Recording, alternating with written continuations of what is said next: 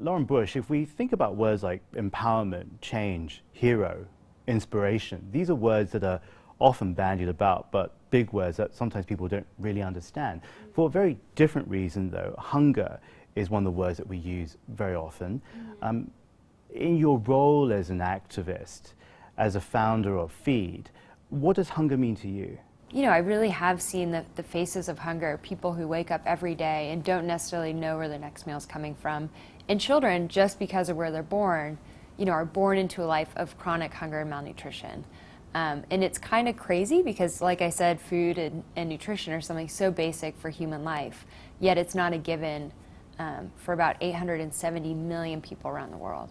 Whether you're in the United States or whether you're in, say, Chad, what are the issues that are linked to hunger? Each country, each region, each community has its own struggles. So we certainly have our own struggles with food security in America, but they're very different than food security issues in Chad, for example. So there's really not a one solution fits all for the world. That would be wonderful. But there are a lot of really hopeful programs that are making a big difference.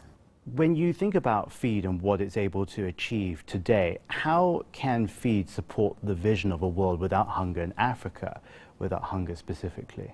We're a social business, and our mission is to create good products that help feed the world. And we also have a nonprofit arm as well. So we're both a for-profit nonprofit, which is becoming kind of more of a standard model these days. But we work through partners on the ground. So we work with the World Food Program, with UNICEF, with Feeding America Now in America, and with smaller NGOs that are, doing more kind of grassroots programs. So talk to me about your bag, and let's have a look and see what it looks like.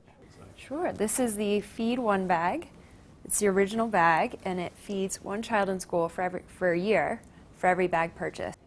I'm smiling because you describe FEED as a small business. I think it's not such a small business.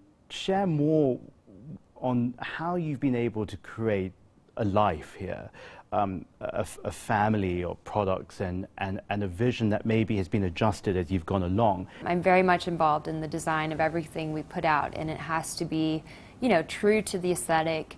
It was always, I used burlap in the initial bag because I wanted it to look, to mirror the cause in some way. So I was inspired by seeing the bags of food being distributed around the world, and I like that kind of utilitarian look. Lauren Bush, good luck. Thank you very much.